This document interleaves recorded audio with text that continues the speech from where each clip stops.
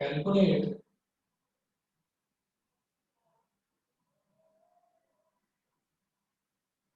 the equivalent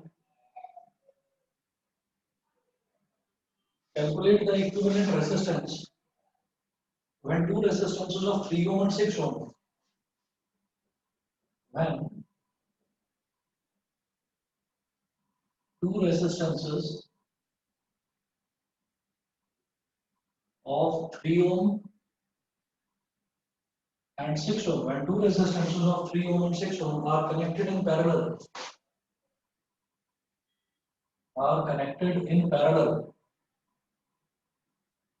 हमारे पास दो resistances हैं, एक 3 ओम का है और एक 6 ओम का है, तो वो दोनों रेजिस्टेंसेस जो है वो पैरेलल में कनेक्टेड है, तो आपको इक्विवेलेंट रेजिस्टेंस निकालना है। इक्विवेलेंट रेजिस्टेंस किस तरह से निकलेगा? इस तरीके के क्वेश्चन में आप सर्किट डायग्राम बनाएंगे। देखिए ये हो गया 3 ओम का रेजिस्टेंस और इसके साथ पैरेलल में ये आ गया 6 ओम का रेजिस्टेंस, दोनों पैरेलल में है। तो पूछ रहे हैं कि इसमें आप इक्विवेलेंट रेजिस्टेंस बताइए। तो जो 3 ओम है इसको बोल दीजिए R1, 6 ओम को बोल दीजिए R2। तो आप जानते हैं कि जब रेजिस्टेंसेस पैरेलल में होते हैं तो इक्विवेलेंट रेजिस्टेंस कैसे निकाला जाता है? सिंस द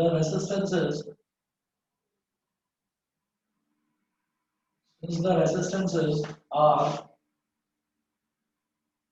इन पैरेलल,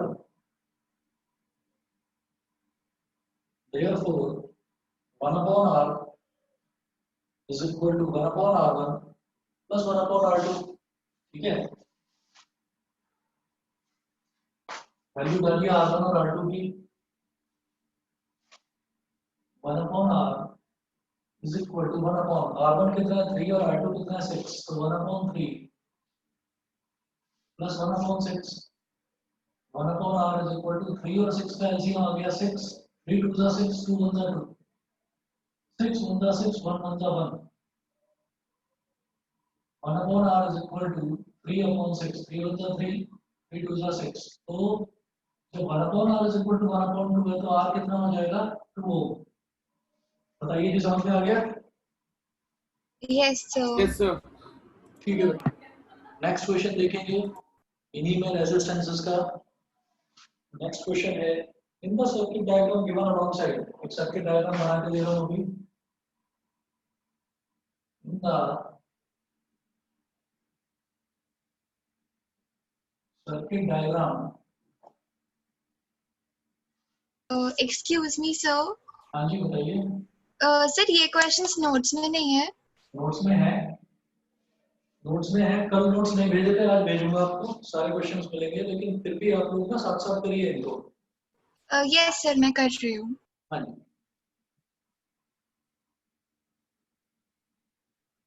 अब देखिएगा इन the circuit diagram given alongside find, ये क्या क्या फाइंड करना है। फर्स्ट है total resistance of the circuit,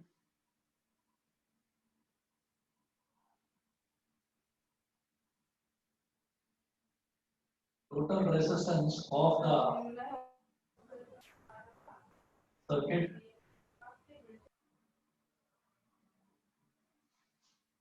second है total current flowing in the circuit, total current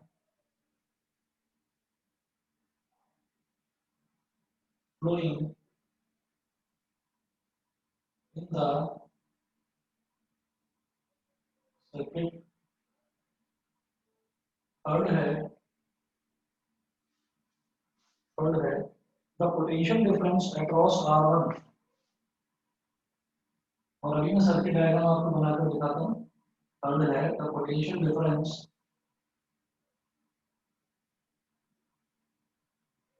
across R1। ठीक है, तो सर्किट डायग्राम देखिएगा। सर्किट डायग्राम क्या दे रखा है हमें यहाँ पर, देखिए एक तो रेजिस्टेंस इस तरीके से दे रखा है ये, फिर एक रेजिस्टेंस ऐसे है, फिर एक रेजिस्टेंस ऐसे है,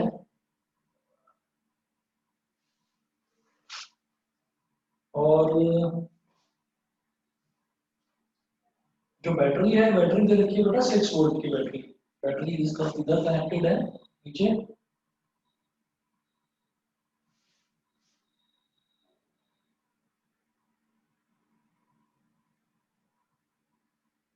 6 वोल्ट की बैटरी, तो प्लस माइनस 6, ये है R1।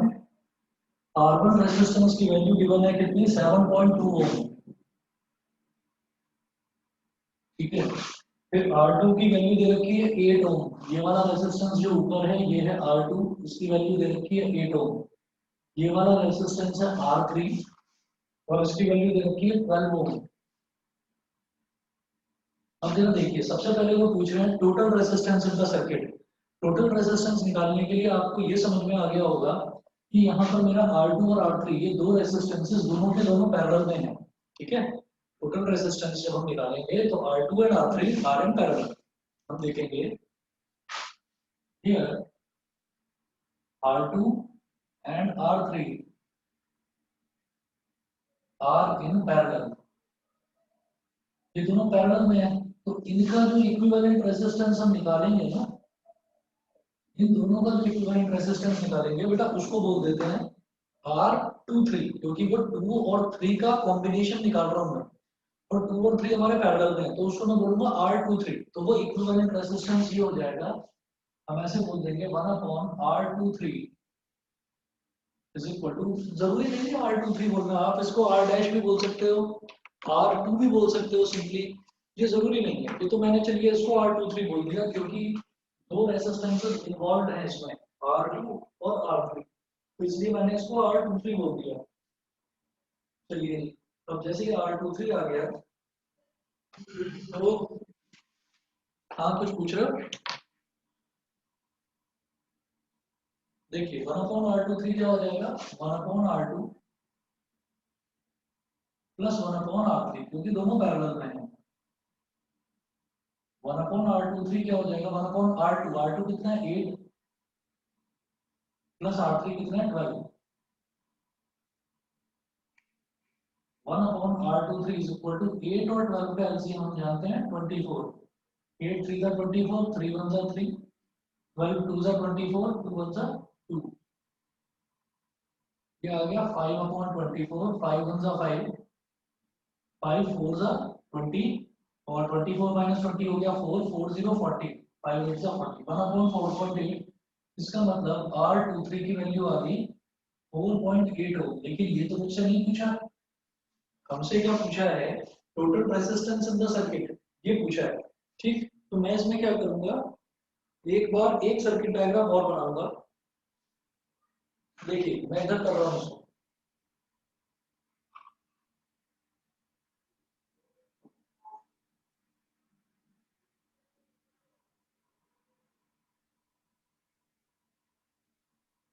देखिएगा जैसे R23 की वैल्यू आ गई 4.8 हो, यानी कि इन दोनों रेजिस्टेंसेस की जगह, इन दोनों रेजिस्टेंसेस की जगह अब मैं एक सिंगल रेजिस्टेंस लिख सकता हूं, उस रेजिस्टेंस की वैल्यू है 4.8 हो, और वो जो सिंगल रेजिस्टेंस आएगा that resistance is in series with R1।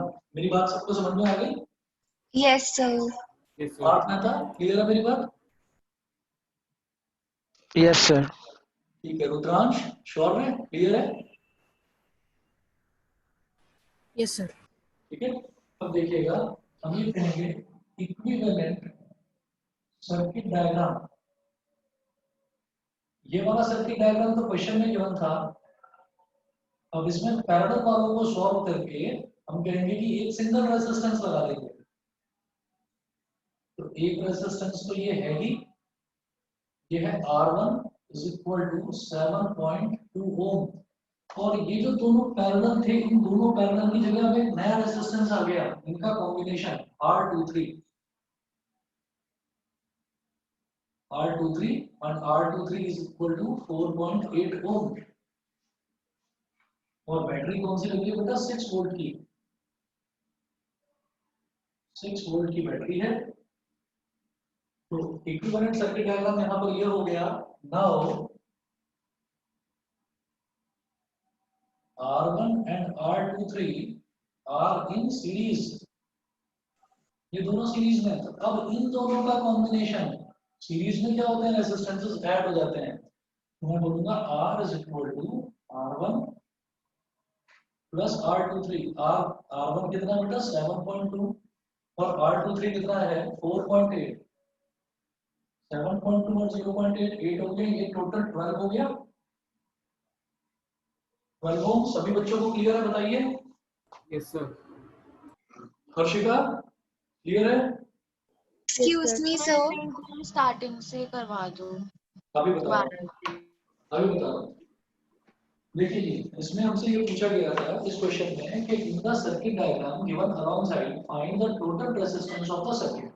Circuit diagram दे रखा है मुझे ये, इसमें क्या है कि एक रेजिस्टेंस तो ये दे रखा है R1 7.2 ओम, ठीक है, और एक रेजिस्टेंस मुझे दे रखा है R2, ठीक, और एक रेजिस्टेंस मुझे दे रखा है R3। तो आप ये देखिए R2 की वैल्यू 8 ओम, R3 की वैल्यू 12 ओम। R2 और R3 दोनों के दोनों पैरेलल में दे रखे हैं। अब मैं ये देखूंगा जब मुझे टोटल सर्किट इसका टोटल रेजिस्टेंस निकालना है ना पूरे सर्किट का, तो जब R2 और R3 दोनों पैरेलल में है तो पैरेलल कॉम्बिनेशन कैसे निकलेगा? 1/R23। R23 मैंने बोल दिया क्योंकि मैं किसका कॉम्बिनेशन निकाल रहा हूँ, R2 का और R23 का, दोनों पैरेलल में है, तो क्या हो जाएगा 1/R2 प्लस 1/R3। ये पैरेलल का फॉर्मूला होता है पैरेलल कॉम्बिनेशन का। उसके बाद 1/8 प्लस 1/12। भाई R2 की वैल्यू 8 है, R3 की वैल्यू 12 है। अब 8 और 12 का एलसीएम लिया 24, 3 प्लस 2 यानी कि 5/24 आ गया, 1/4.8। 1/R23 is equal to 1/4.8। Reciprocal कर दिया तो R23 कितना हो जाएगा 4.8 ओम। ये बता दीजिए यहाँ तक क्लियर है? Yes sir. हाँ बेटा बताइए, कुछ पूछ रहे हैं बच्चे? बोलिए, कुछ पूछ रहे थे अनुभव? नहीं सर, मैं तो कुछ नहीं पूछ रहा था। ओके ओके, आवाज आई थी मुझे, नाम डिस्प्ले नहीं हुआ, चलिए कोई बात नहीं। अच्छा, अब ये है हमारे पास कि जैसे मान लीजिए ये तो आ गया 4.8 ओम, फिर अब देखिएगा इस पूरे का ये जो पूरा पैरेलल कॉम्बिनेशन था, इस पैरेलल कॉम्बिनेशन का रिजल्ट आ गया 4.8 ओम। तो इस पूरे की जगह ना मैं 4.8 ओम लिख सकता हूँ। तो मैंने यहाँ तो R1 है ही, यहाँ 6 वोल्ट की बैटरी है ही, तो इसकी जगह ये जो कॉम्बिनेशन था इसकी जगह 4.8 रख दिया। अब R1 और R23 ये दोनों के दोनों सीरीज में हो गए, और सीरीज में हम क्या करते हैं, दोनों रेजिस्टेंसेस को ऐड कर देते हैं, तो इनका पूरा कॉम्बिनेशन क्या हो गया 7.2 प्लस 4.8 12 ओम। बताइए क्लियर है? Yes sir. Yes sir. Harshika clear है? Yes sir. हर्षित तुम बताओ क्लियर है? Yes sir. ठीक है जी। उसके बाद सेकंड पार्ट देखिएगा, ये पूछ रहे हैं total current flowing in the circuit. जब पूरे सर्किट का टोटल रेजिस्टेंस आ गया, पूरे सर्किट की टोटल वोल्टेज मुझे पता है 6 वोल्ट, तो टोटल करंट भी आ जाएगा बाय यूजिंग ओम्स लॉ। तो हम क्या करेंगे यहाँ पर इसके बाद मैं इधर ही पहुंचता हूँ लास्ट में।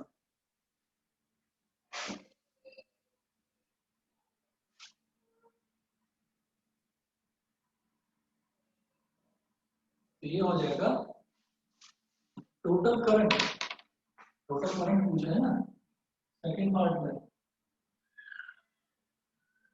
तो total current I is equal to total voltage V upon R। भाई V is equal to IR होता है ना बाय ओम्स लॉ। तो I कितना हो जाएगा V अपॉन R। V कितना है 6 वोल्ट और R कितना आया टोटल 12 ओम। 6 अपॉन 12 यानी कि 6 on the 6 6 to the 12 1 upon 2। I कितना आ गया 0.5 एम्पियर। बोलिए ये भी समझ में आ गया? Yes sir. उसके बाद ये पूछ रहे हैं ना potential difference across R1। Potential difference पूछ रहे हैं अक्रॉस R1। तो आप ये देखिएगा ये जो वोल्टेज है, इस वोल्टेज में से करंट निकला मेरे पास से यहाँ से I, तो इस ये तो डायरेक्टली इससे कनेक्टेड है ना, तो इसमें भी तो करंट I ही जा रहा है। तो वो पूछ रहे हैं R1 में करंट कितना होगा, ठीक, तो कितना हो जाएगा सॉरी R1 में कितना पोटेंशियल डिफरेंस कितना होगा। तो R1 में जाने वाला करंट I वो मुझे पता है 0.5, R1 की रेजिस्टेंस मुझे पता है 7.2, तो दोनों को मल्टीप्लाई कर देंगे, I into R potential difference आ जाएगा। बोलिए समझ गए? Yes sir. Sir. Navya clear है? Yes sir. ठीक है, देखिएगा अब थर्ड पार्ट में है पोटेंशियल डिफरेंस अक्रॉस R1।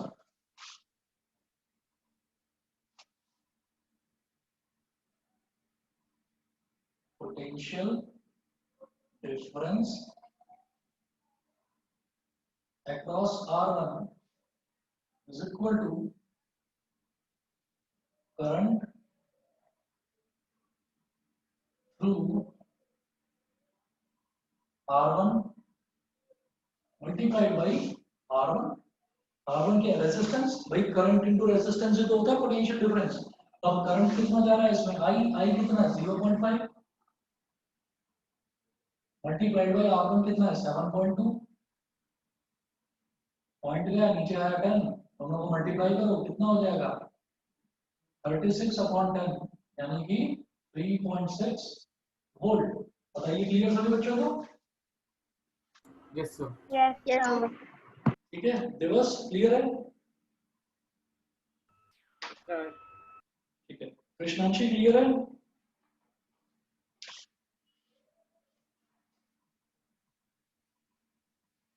उसके बाद देखिएगा अगला जो टॉपिक है, अगला टॉपिक ये है कि हमारे पास जैसे सीरीज कनेक्शन भी होता है और पैरेलल कनेक्शन भी होता है, तो दोनों में बेटर कौन सा है, विच वन इज बेटर। तो ये एक थ्योरेटिकल क्वेश्चन है जो बनता है और इसमें मुझे क्या देखना होगा, जैसे मान लीजिए हम बात करते हैं घरों में जो इलेक्ट्रिसिटी आती है, तो हम बात करते हैं घरों में जो वोल्टेज आती है वो वोल्टेज किस तरह से डिस्ट्रीब्यूट होती है उसको देखिएगा जरा। हम लोगों के घरों में जो जितने भी अप्लायंसेस लगे रहते हैं ये सब पैरेलल में लगे रहते हैं या सीरीज में लगे रहते हैं, बताइए। Sir, parallel. पैरेलल में लगे रहते हैं। ठीक है, ये आप सभी लोगों को पता है कि सब कुछ पैरेलल में लगा रहता है। अब जरा देखिएगा थोड़ा सा थ्योरेटिकल पोर्शन है वो मैं आपको बोलकर सुनाऊंगा। अगर किसी भी बच्चे को कहीं पर ना समझ में आए तो प्लीज एक बार पूछना, मैं ये सारा का सारा मिटा रहा हूँ। ठीक है, रेजिस्टेंसेस के सफिशिएंट है ये क्वेश्चन, उसके अलावा कुछ क्वेश्चन आप बुक में से कर सकते हो प्रैक्टिस।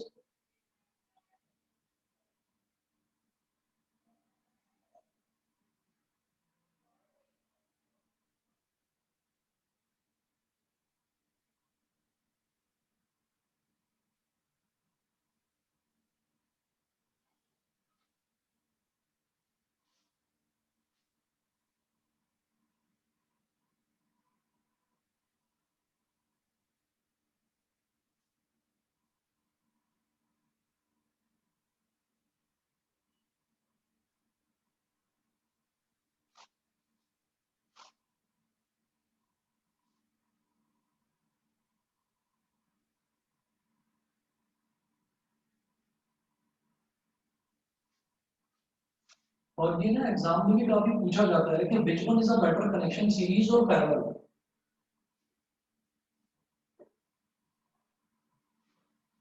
देखिए टॉपिक है हमारा नेक्स्ट कि which is a better connection, series और पैरेलल, दोनों में बेटर कनेक्शन कौन सा है, सीरीज और पैरेलल। अब देखिएगा एक्चुअली दोनों की अलग अलग एडवांटेजेस हैं, दोनों की अलग अलग डिसएडवांटेजेस हैं। तो if we want to connect or join a large number of electric bulbs, say hundreds or thousands of electric bulbs for decorating buildings and trees during festivals such as Diwali or marriage functions, then the series circuit is better because all the bulbs connected in series can be controlled with just one switch. देखिए हमने जब ये कहा कि series connection में क्या होता है कि सारे के सारे जो बल्ब्स होते हैं या सारे के सारे जो इलेक्ट्रॉनिक अप्लायंसेस होते हैं वो सारे के सारे बैक टू बैक कनेक्टेड होते हैं, एक दूसरे से एक के पीछे एक कनेक्टेड होते हैं। तो क्या है कि जैसे हम डेकोरेट करेंगे किसी बिल्डिंग को तो उसमें आपने देखा होगा जो वायर होते हैं ना, उस वायर पे ही छोटे छोटे बल्ब बैक टू बैक लगे रहते हैं। तो अब आप ये देखिएगा अगर 100 बल्ब लगे हुए हैं या 500 या 1000 बल्ब लगे हुए हैं, तो 1000 बल्ब अगर पैरेलल में बना दिए जाएं तो पैरेलल में क्या होता है, पैरेलल में हर एक अप्लायंस का हर एक बल्ब के लिए अलग स्विच बनेगा। तो आप ये देखिएगा क्या फिर 1000 स्विच लगाना क्या पॉसिबल है, क्या समझदारी है इसमें कि आप 1000 स्विच लगाएं? ठीक, तो वो ठीक नहीं है।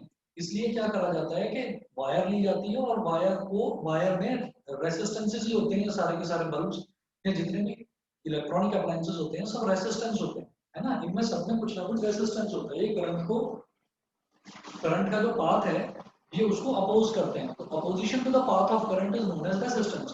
तो सारे के सारे बल्ब्स को सीरीज में लगाना इज अ बेटर ऑप्शन। उसमें क्या होता है कि सीरीज में आपने सारे बल्ब्स को लगा दिया तो all the bulbs can be controlled by a single switch. अब इसी तरीके से मान लीजिए मैं इस रूम में खड़ा हुआ हूँ, यहाँ पर 2 लाइटें जल रही हैं, एक पंखा चल रहा है। अब मान लीजिए कि तीनों के तीनों सीरीज में कनेक्टेड हो, जो 2 लाइट्स हैं और एक फैन है, ये तीनों के तीनों अगर मान लीजिए सीरीज में कनेक्टेड हो तो इसका मतलब तीनों का सिंगल स्विच होगा। अगर मैं एक स्विच ऑन करूंगा तो फैन भी चल जाएगा, दोनों लाइटें भी ऑन हो जाएंगी। और अगर मैं सिर्फ लाइट ऑफ करना चाहता हूँ, फैन चला रहने देना चाहता हूँ, ठीक है, जैसा कि हम रात को सोते टाइम करते हैं, लाइट ऑफ कर देते हैं, फैन चलता रहता है। तो उस केस में क्या होगा कि आप स्विच ऑफ करोगे तो पता चला लाइट तो ऑफ हो गई, लाइट के साथ पंखा भी ऑफ हो गया। तो इसीलिए घरों में पैरेलल कनेक्शन जो है दैट इज प्रेफरेबल। घरों में पैरेलल कनेक्शन ही यूज करा जाता है। पैरेलल कनेक्शन का मतलब ये है कि every appliance has a different controlling switch, हर एक का स्विच अलग होता है। बताइए जी, सभी बच्चों को क्लियर है ये बात? Yes, हाँ जी sir. Sir. Sir, yes sir. ठीक है, अच्छा, sir. हाँ जी। लेकिन सर जब हम जैसे आप समझ लीजिए कि बल्ब के फ्यूज होने का मतलब है कि वायर जो है वो मेल्ट हो गया। ये ऐसे कनेक्टेड होते हैं, जैसे मान लो ये वायर है, यहाँ पर एक बल्ब है इस तरीके से, फिर दूसरा बल्ब है इस तरीके से, फिर तीसरा बल्ब है इस तरीके से, है ना। अब मान लीजिए एक भी बल्ब फ्यूज हो जाता है, मान लो ये बल्ब फ्यूज हो गया, तो फ्यूज होने का मतलब क्या है कि बल्ब का जो वायर है वो किसी भी कंडीशन की वजह से, किसी भी रीजन की वजह से वो मेल्ट हो गया। मेल्ट होने का मतलब क्या है कि करंट यहाँ तक तो आ रहा है लेकिन इसके आगे नहीं जा रहा है करंट। तो इधर का बल्ब भी, इधर का बल्ब भी, सारे के सारे बल्ब बंद हो जाएंगे, क्योंकि करंट निकलता है पॉजिटिव टर्मिनल से, और जब तक करंट अपना पाथ कंप्लीट नहीं करता, मतलब वापस नेगेटिव टर्मिनल में नहीं आता करंट पॉजिटिव से निकल के, तब तक सारे के सारे अप्लायंसेस काम नहीं करते। बताइए जी, क्लियर है सभी को? yes, sir. है ना। हाँ जी सर। तो ये रीजन है कि the entire circuit breaks. Breaks का मतलब ये नहीं कि सर्किट टूट गया, सर्किट के टुकड़े टुकड़े हो गए, ऐसा नहीं है। ब्रेक्स का मतलब ये है कि वो जो सीरीज है, वो जो सीरीज है, सीरीज की जो चेन है, that chain dot get broken. वो चेन जो है वो टूट गई बीच में से, ठीक है। इसका मतलब ये है कि सीरीज सर्किट का ये एक डिसएडवांटेज है, अगर आपका एक अप्लायंस खराब हो जाता है तो बाकी के सारे अप्लायंस में चलने बंद हो जाएंगे। अच्छा, अब बात करते हैं देखिए पैरेलल की। तो पैरेलल में क्या होता है, मान लीजिए यहाँ पर एक रेजिस्टेंस लगा है, हम ज्यादा इफेक्टिवली अगर समझे तो रेजिस्टेंस की जगह हमने कहा कि कोई बल्ब लगा हुआ है, बल्ब हो गया, फैन हो गया, लाइट हो गई, ये सब ना रेजिस्टेंसेस होते हैं। फिर दूसरा आप समझ लीजिए कि यहाँ पर हमारे पास है फैन लगा हुआ है,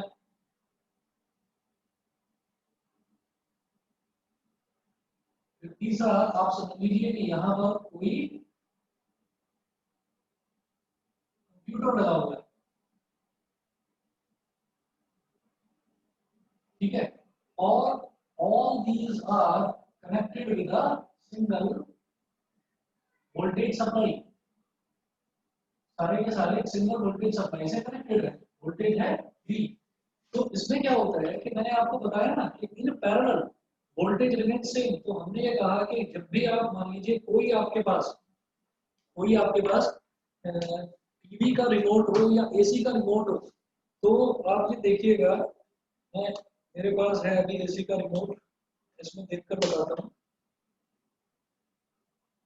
इन पर सभी पर, यहाँ तो पीछे मिट चुका है, ज्यादातर सभी जितने भी टीवी के रिमोट्स होते हैं, एसी के रिमोट्स होते हैं, मोबाइल फोन के चार्जर होते हैं, सभी पर लिखा रहता है कि वो कितनी वोल्टेज पर ऑपरेट करेंगे। तो हमारा जो इंडियन हाउस होल्ड है, इंडियन हाउस होल्ड में जो स्टैंडर्ड वोल्टेज हमको सप्लाई दी जाती है ना, वो बेटा दी जाती है 220 वोल्ट, 220 वोल्ट।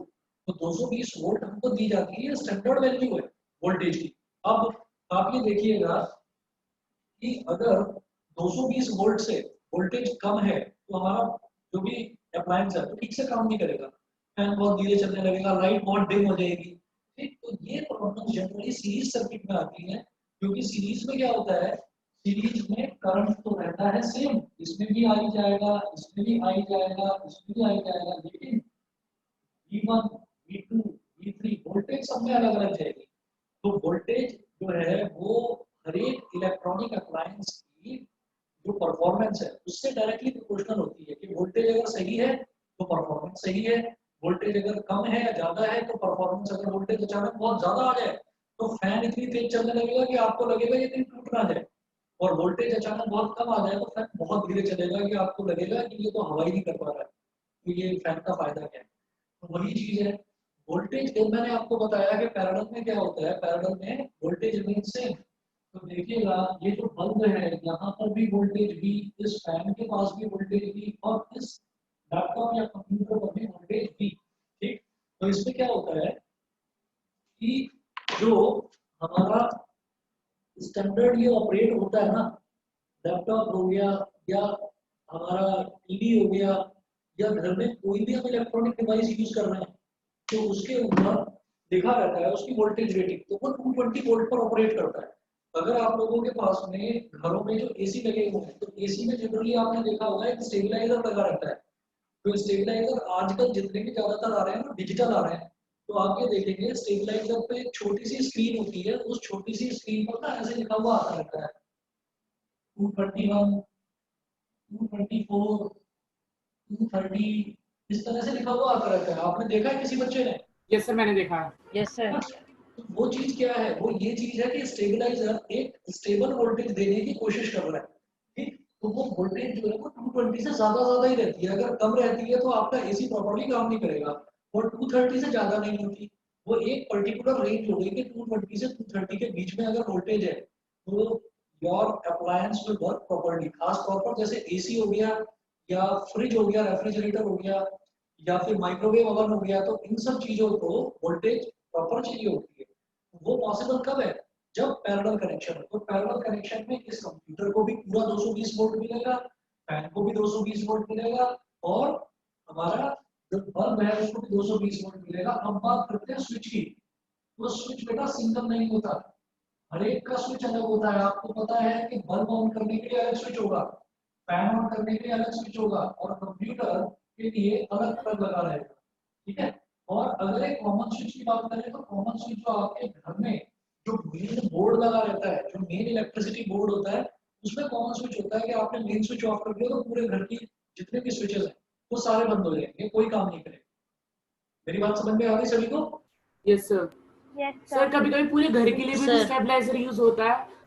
पूरे घर के लिए भी स्टेबलाइजर तब यूज होता है जहां पर खास तौर पर विलेजेस में जहां पर लाइट प्रॉपर्ली नहीं आती ना, जहां पर वोल्टेज प्रॉपर नहीं होती, या तो एक्सेसिवली हाई वोल्टेज आ जाएगी या एक्सेसिवली लो वोल्टेज आ जाएगी।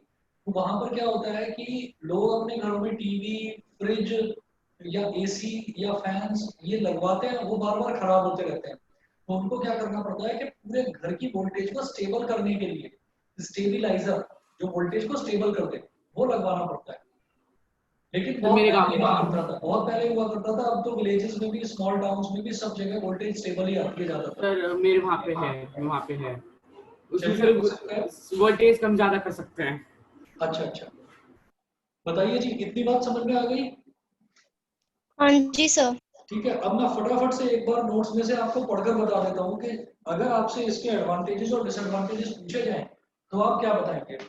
देखिएगा, तो मैं पैरेलल का, मैं अभी आपको ये बता रहा था कि if one bulb gets fused the entire circuit gets broken, और फिर कोई भी बल्ब आगे जलेगा नहीं। ये सीरीज सर्किट का डिसएडवांटेज है। एडवांटेज क्या था कि 1000 बल्ब भी हैं तो वो आप एक स्विच से कंट्रोल कर सकते हो, एक स्विच ऑन करा तो 1000 के 1000 बल्ब एक साथ ऑन हो जाएंगे। उसके बाद हम बात करते हैं नेक्स्ट जो है, the parallel electric circuit is better for connecting bulbs and other electrical appliances in a house because then we can have separate switches for each appliance and hence operate it separately. Her appliance के लिए separate switch हो सकता है और सबको हम separately operate कर सकते हैं। तो parallel circuit जो है वो household electricity के लिए best माना जाता है। उसके बाद disadvantages of series circuit for domestic wiring. Domestic wiring मतलब घरों में जो वायरिंग करते हैं उसमें सीरीज सर्किट का क्या डिसएडवांटेज होता है वो सुनिएगा। फर्स्ट है In series circuit, if one electrical appliance stops working due to some defect, then all other appliances also stop working because the whole circuit is broken.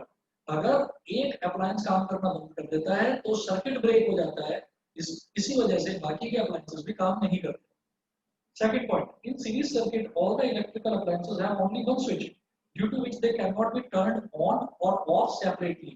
जितने भी अप्लायंसेस होते हैं सबका एक सिंगल स्विच होता है, उसकी वजह से उनको हम अलग से सेपरेटली ऑन या ऑफ नहीं कर सकते. सीरीज में ये प्रॉब्लम होती है, डिसएडवांटेज है सीरीज का. थर्ड देखिए, in series circuit the appliances do not get the same voltage 220 volt as that of the power supply line. Series में क्या होता है कि जितने भी अप्लायंसेस होते हैं सबको बराबर वोल्टेज नहीं मिलती, because in series voltage varies. In series connection current remains same but voltage varies. तो सीरीज में सबको बराबर वोल्टेज नहीं मिलती, इस वजह से वो प्रॉपर्ली फंक्शन नहीं करते हैं. इसलिए ये सीरीज सर्किट का तीसरा डिसएडवांटेज है. चौथा देखिए, in the series connection of electrical appliances the overall resistance of the circuit increases too much due to which the current from the power supply is low. तो क्या होता है कि सीरीज में क्या होता है कि सीरीज में क्योंकि जितने भी सर्किट्स हैं, जितना भी हमने अप्लायंसेस जोड़े हैं, उन सबके रेजिस्टेंस सीरीज में क्या होते हैं, जुड़ जाते हैं. सीरीज में होता है ना, सारे रेजिस्टेंसेस ऐड अप हो जाते हैं.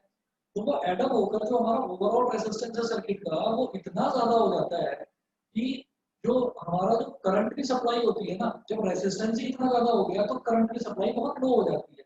बिकॉज रेजिस्टेंस क्या करता है, करंट के फ्लो को अपोज करता है. तो करंट की जो सप्लाई है ना वो बहुत ज्यादा लो हो जाती है. क्यों? क्योंकि सब ओवरऑल रेजिस्टेंस इतना बढ़ गया तो उसने करंट के फ्लो को इतना रोक दिया कि करंट जितना चाहिए उतना भी हमें प्रॉपर्ली नहीं मिल पाता है. बताइए जी, चारों पॉइंट्स क्लियर है सभी बच्चों को? Yes, sir. याद रखिएगा, अगर रेजिस्टेंस बहुत ज्यादा है तो रेजिस्टेंस की प्रॉपर्टी क्या होती है, resistance obstructs the flow of current. Resistance current के फ्लो को रोकता है. तो अगर रेजिस्टेंस बहुत ज्यादा हो गया तो करंट जो है, करंट की वैल्यू बहुत कम हो जाएगी, क्योंकि उसको सारे को वो अपने अंदर रेजिस्ट कर लेता है, रेजिस्टेंस अपने अंदर एब्जॉर्ब कर लेता है सारा करंट. तो करंट की जो वैल्यू है वो कम हो जाएगी. ठीक है, and that is not good for any circuit. उसके बाद जैसे मैंने डिसएडवांटेजेस देखी चार, सीरीज सर्किट के डिसएडवांटेजेस देखी मैंने चार, ऐसे ही मैं पैरेलल कनेक्शन की चार एडवांटेजेस डिस्कस करता हूं.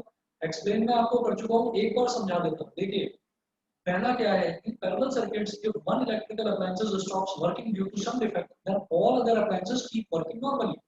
पैरेलल में क्या होता है, अगर मान लीजिए मेरा बल्ब फ्यूज हो गया तो सिर्फ बल्ब फ्यूज होगा, मेरा फैन और ट्यूबलाइट वो दोनों जलते रहेंगे, उसमें कोई फर्क नहीं पड़ता, because all the appliances are separately connected. देखिए यहाँ पर अगर मान लीजिए बल्ब ने काम करना बंद करा तो कोई प्रॉब्लम नहीं है.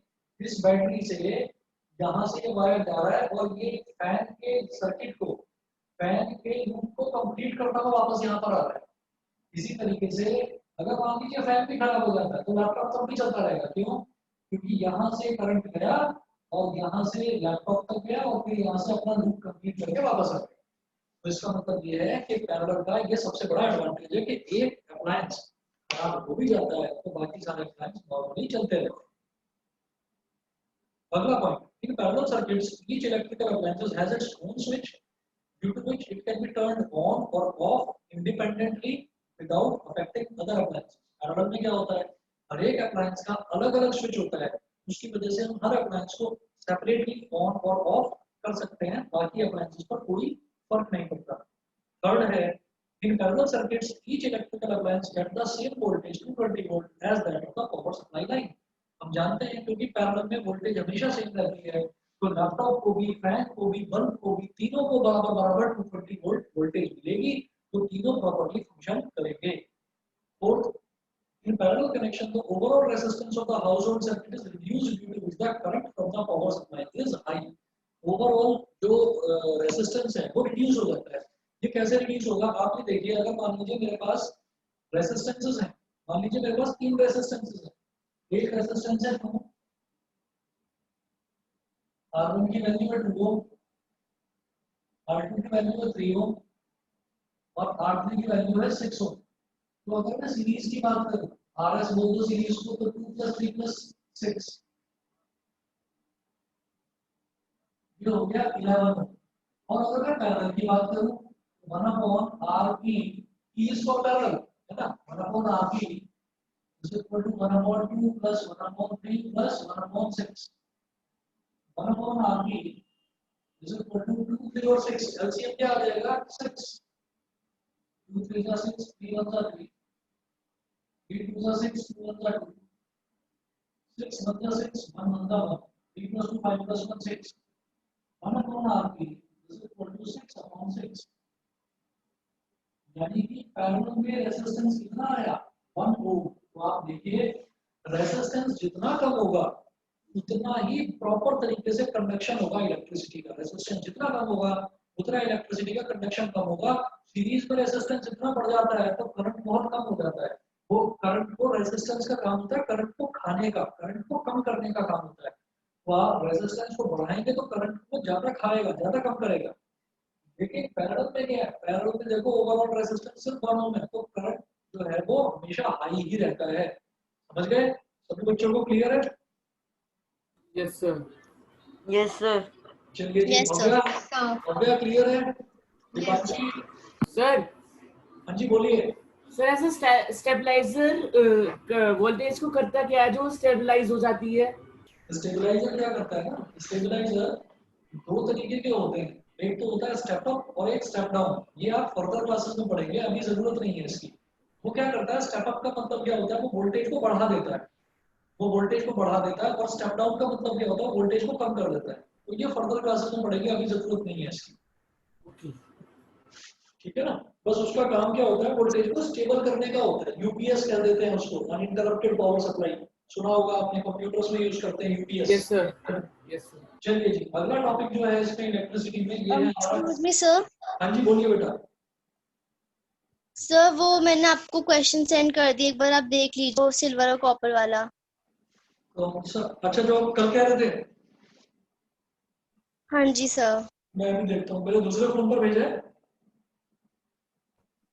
सर मैंने दोनों नंबर पे भेज दिया। ठीक है, मैं भी देख रहा हूँ।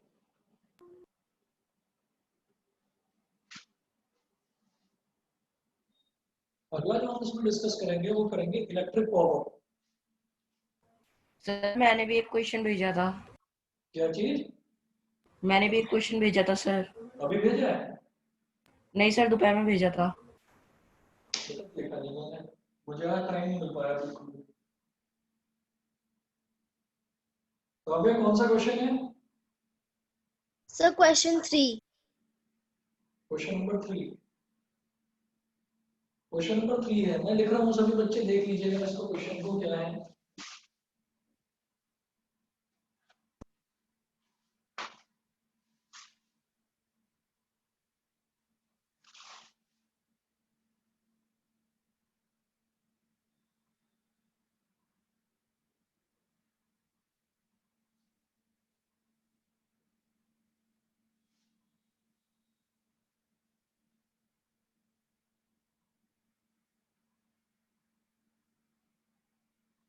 देखिए कंसेप्चुअल क्वेश्चन है, मुझे लगता है सभी बच्चे समझ जाएंगे।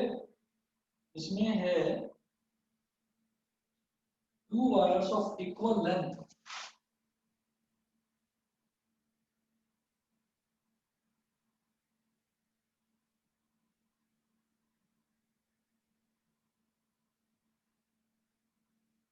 two wires of equal length, one of copper and the other of silver.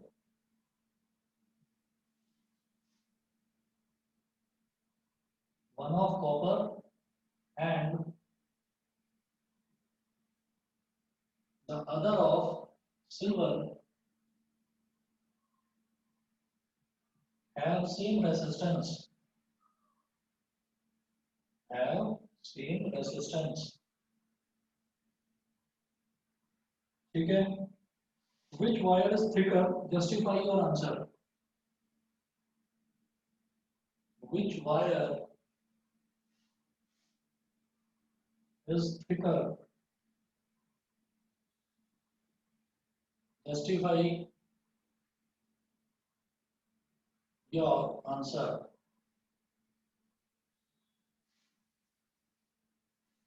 इसमें रेसिस्टिविटी वगैरह दे रखी है कुछ कॉपर की या सिल्वर की?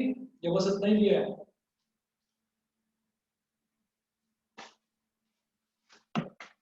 बताओ काव्या। हाँ जी सर। मैं कह रहा हूँ कॉपर की या सिल्वर की रेसिस्टिविटी दे रखी है या इतना ही दिया है क्वेश्चन में? सर बस इतना ही दिया है। इतना ही है। देखिएगा इसमें हमको ये बताया इन्होंने कि दो वायर हैं जिनकी लेंथ इक्वल है। एक वायर ये हो गया एल, और एक है कॉपर का और एक सिल्वर का। तो बेटा ये तो हो गया कॉपर का, और एक वायर और बना लो सिल्वर का।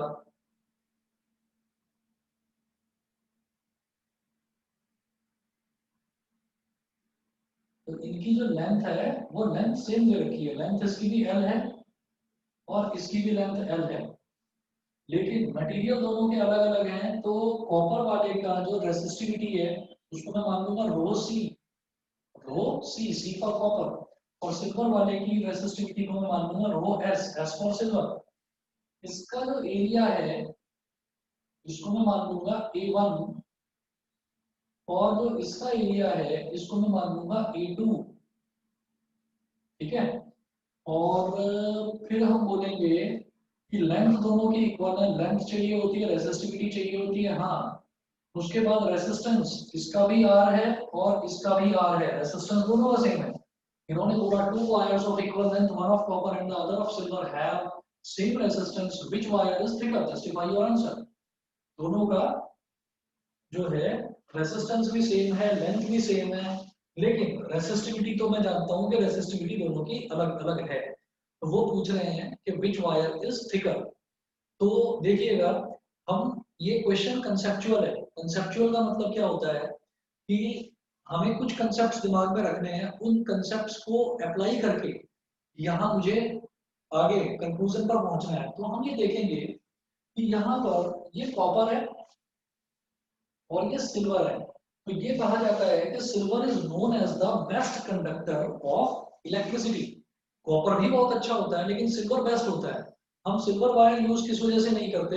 उसका रीजन ये है कि सिल्वर कॉस्टली बहुत ज्यादा होती है, कि अगर हम सिल्वर की वायर घरों में लगाएंगे तो बहुत ज्यादा हमारा खर्चा बढ़ जाएगा। तो इस वजह से कॉपर को यूज करा जाता है। कॉपर कंपेरेटिवली सस्ता है, लेकिन फिर भी बेस्ट कंडक्टर तो सिल्वर है। जब सिल्वर बेस्ट कंडक्टर है तो वो रेसिस्ट कम करेगा चीजों को। रेसिस्ट कम करेगा तो ये जो होती है ना सिल्वर की conductivity, resistivity sorry, rho S is less than rho C. ये समझ गए? रीजन में लिखेंगे because silver is the best conductor of electricity. बताइए जी, ये चीज क्लियर है सभी को? रेसिस्टिविटी का मतलब क्या होता हाँ है? जी sir. Capacity to resist. Capacity to resist को हम बोलते हैं रेसिस्टिविटी, यानी कि कितना वो करंट को रोकेगा। तो जो करंट को ज्यादा रोकता है वो बेकार कंडक्टर होता है, और जो करंट को कम रोकता है वो अच्छा कंडक्टर होता है। और सिल्वर को तो बेस्ट कंडक्टर बोलते हैं, तो इसलिए ये सबसे कम रोकेगा करंट को, यानी कि इसकी रेसिस्टिविटी कॉपर हो, आयरन हो, एल्यूमिनियम हो, सबसे कम होगी। तो rho S is less than rho C because silver is the best conductor. उसके बाद अब मैं ये करूंगा, मुझे निकालना है A1। अब देखिएगा, अब ये बोलेंगे यहाँ पर फंडा लगाते हैं, R is equal to rho L upon A. ये फॉर्मूला होता है, फॉर्मूला लिख दिया पहले मैंने यहाँ पर, R is equal to rho L upon A. ठीक, अब मैं बात करूंगा पहले कॉपर की फिर सिल्वर की। और इन्होंने क्वेश्चन में क्या पूछा है कि विच वायर इज थिकर, ये बताना है। जिसका एरिया ऑफ क्रॉस सेक्शन ज्यादा होगा वो ज्यादा मोटा होगा। बताइए समझ गए कि नहीं? Yes, sir. जिसका Yes, area sir. Of cross section अगर A2 ज्यादा है तो ये थिक हो गया, अगर A1 ज्यादा है तो ये थिक हो गया। जिसका भी एरिया ज्यादा होगा वो थिकर होगा।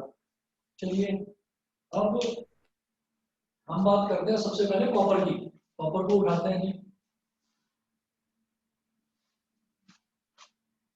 तो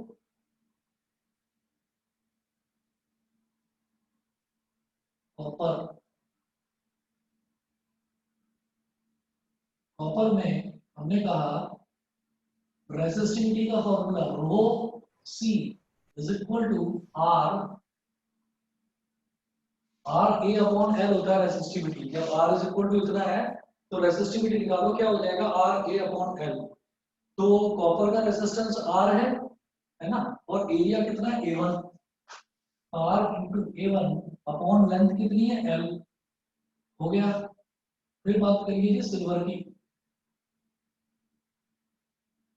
सिल्वर की resistivity rho S is equal to resistance तो आर ही है, एरिया कितना सिल्वर वायर का, area of cross section A two और लेंथ सेम है एल। ठीक है, मैं जानता हूं कि rho S is less than rho C, rho S is less than rho C. Silver की रेसिस्टिविटी कम होती है क्योंकि ये अच्छा कंडक्टर है, तो रो एस की वैल्यू डालो R multiplied by A2 upon L is less than R multiplied by ए1 अपॉन एल। एल से एल कैंसिल, आर से आर कैंसिल, ए2 इज लेस देन ए1, मतलब A1 इज ग्रेटर देन, मतलब एरिया ऑफ क्रॉस सेक्शन किसका, copper का ज्यादा है, तो हम क्या लिखेंगे कॉपर इज थिकर। बताइए जी समझ में आ गया कि नहीं? यस सर, आ गया। टॉपिक कम में बोलो। हाँ जी सर। ठीक है, आंसर पता है इसका, आंसर बताया था। हाँ जी सर, मैंने कॉपर लिखा था। ठीक है, यही है ना आंसर। सर बताया नहीं, लेकिन मैंने नेट में चेक किया था तो यही आ- बस तो ठीक है, चलिए जी। अब इसके बाद में अगला जो टॉपिक है वो इलेक्ट्रिक पावर करेंगे, और कल की क्लास में करेंगे बेटा मेरे को। चलिए ठीक है, कल मैथ्स करते हैं, बहुत दिन हो गए मैथ्स नहीं करा, तो कल मैथ्स करते हैं। दोनों बैचेस अलग अलग रखेंगे, 4 से 5 वाला अलग रहेगा, 8 से 9 वाला अलग रहेगा। जिसको 4 से 5 में आना है वो उसमें भी आ सकता है, 8 से 9 वाला। रिवीजन होगा। ठीक है, और कल क्लास में ही डिस्कस कर लेंगे कि क्या पढ़ाना है दोनों बैचेस में, कौन कौन से चैप्टर शुरू करने हैं। ठीक है जी, और ट्रिग्नोमेट्रिक आइडेंटिटीज के डाउट्स भी देखूंगा मैं। ठीक है सर, रिवीजन होगा कल। हाँ हाँ बिल्कुल। Okay sir. ठीक है, एक्सक्यूज मी चलिए सर। जी, ओके। Excuse me sir. हाँ जी बेटा बताइए। थैंक यू सर, एक बार आप ट्रिग्नोमेट्रिक आइडेंटिटीज को रिवाइज करवा देंगे? हाँ हाँ करा देंगे, ट्रिग्नोमेट्रिक आइडेंटिटी तो अभी कराना है, दूसरे बैच में डिस्कस करना है कि वहाँ क्या करना है, क्योंकि रियल नंबर तो ऑलमोस्ट हो ही गया था। रियल नंबर में बस वो √2 वाला रह गया था, वो √2 इज इरेशनल, वो तो सबको आता ही है। Excuse me sir. हाँ बेटा बोलो।